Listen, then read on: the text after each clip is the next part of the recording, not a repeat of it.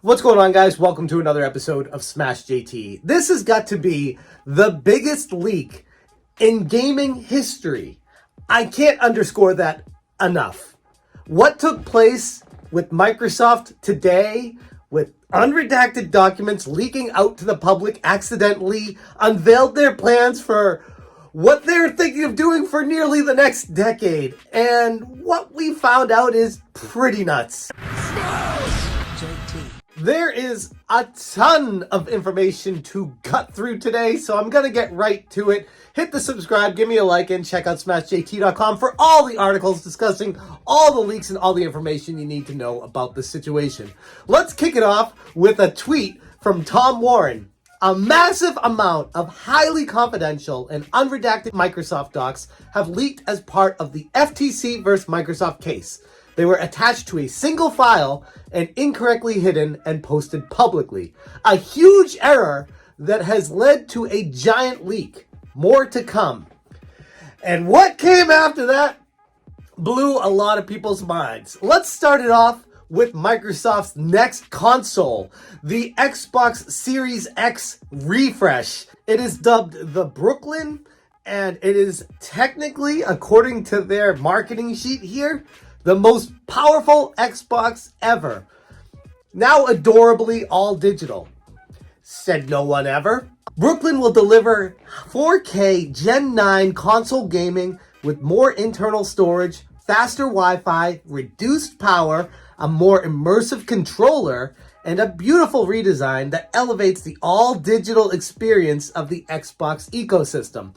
So, before I keep going with these leaks, I'm going to interject some of my opinions as we go, just like I always do here. And an all-digital console coming from Microsoft was already done with the Series S. And as we've discussed in previous videos, that kind of blew up in their face. As we learned with some games, they weren't able to replicate the experiences, and then you were having a far less superior experience on the Xbox Series X because developers were just ended up developing games for the Series S, because why make something for the X and then have problems with the S, and therefore basically making the X useless for the most part. Now it looks like Microsoft realized that, and they're trying to make an Xbox Series X console to basically replace the Series S. And I gotta say, it's ugly as hell, but whatever. It's a black cylinder slash box. Okay, whatever. All digital. You guys know, if you watch the channel for a while, I'm not a big fan of all digital consoles. I'm not a big fan of the all digital future. And for the most part, the vast majority of gamers don't like the direction the industry is headed. But it's still going that direction, and clearly Microsoft is pushing that agenda with this future leak. Beautiful and innovative new design. No. But it is a new design, so yes. More internal storage for games. 2 terabytes. Which I've been saying for a while the S should have been from the get-go, but they went cheap on it. An all-digital system with half a terabyte on it, like, it fills up with 5 or 6 Xbox games. It made no sense. So going to 2 terabytes is the next natural progression of it. Even though they've already revealed a Black Series S that's going to have 1 terabyte, they definitely didn't want people to know about the Series X that's going to have 2 terabytes, because that's going to really interfere with the sales of the Black Series S 1 terabyte. USB-C front port with power delivery.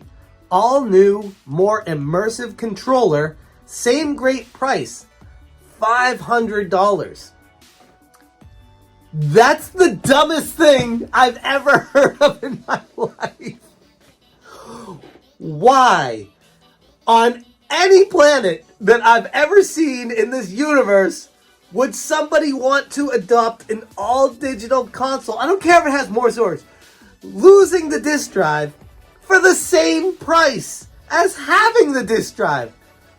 Who is making these ridiculously stupid decisions over at Microsoft? Holy crap! Updated technologies. All new sound bridge to modernized I/O and sustainability efforts. Wi-Fi 6E radio for better throughput, latency, and interference mitigation. Bluetooth 5.2 radio for improved accessory experiences. 6mm die shrink for improved efficiency. Improved sustainability story, talking about the recyclability of this thing and how sustainable the project. Hey, great, good for you guys, Microsoft. What an embarrassment! I can't joke enough about that hysterical price point. $500, the same exact price point of the current Series X with a disk drive.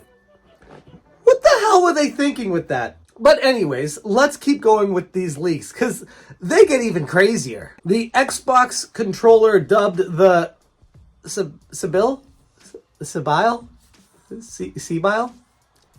Whatever. The world's best controller, now playing on a screen near you. Ubiquity.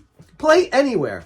Xbox Wireless 2, Direct to Cloud, Bluetooth 5.2, seamless pair and switch, which is something I feel like a lot of companies could work on. Pairing controllers is a pain in the ass. New mobile app features. See paired devices and cloud, manage devices and accessories, feel the game, precision haptic feedback, VCA haptics double as speakers, accelerometer, and quieter buttons and thumbsticks.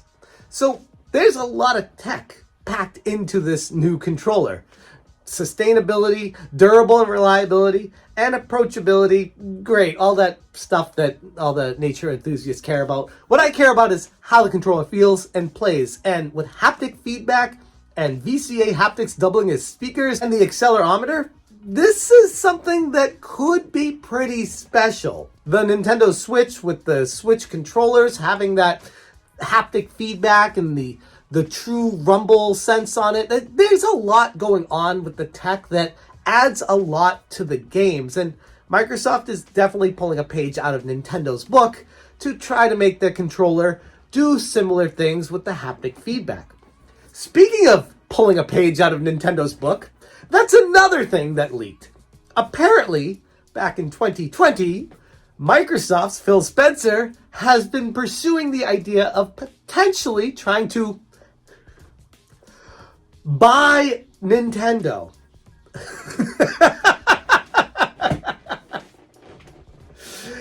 No, okay. So if anything, reading through all this information, finding out the logistics, the what they were coming from, why they wanted to do it, it's actually even funnier. And the fact that Phil Spencer was seriously investigating this kind of exposes him for being someone who shouldn't be in the position he's in. To think that, I get it, you're on Microsoft's team. You own the world. You can buy whoever you want. Some things aren't for sale. Nintendo is one of those. Nintendo is a company rich in tradition, rich in money, a company that is strictly in their own ecosystem and truly indulges in that. That is what they've built their lifeblood upon. You want to have a conversation with the House of Mario and buy them? They ain't having it. Microsoft tried to do this in the early 2000s. They got laughed out of the room. They tried to do it again in 2020 with the same result. I don't understand what they were thinking with this one, but just reading through this email from Phil Spencer to two prominent Microsoft executives, Chris Capicella, the Chief Marketing Officer, and Takashi Numoto, the Commercial Chief Marketing Officer. The memo highlights Spencer's perspective that with San Francisco's investment group, Value Act, accumulating Nintendo stocks, there might be an avenue for Microsoft to suggest an acquisition. The correspondence kicks off with the enticing statement, I totally agree that Nintendo is the prime asset for us in gaming, and today gaming is our most likely path to consumer relevance.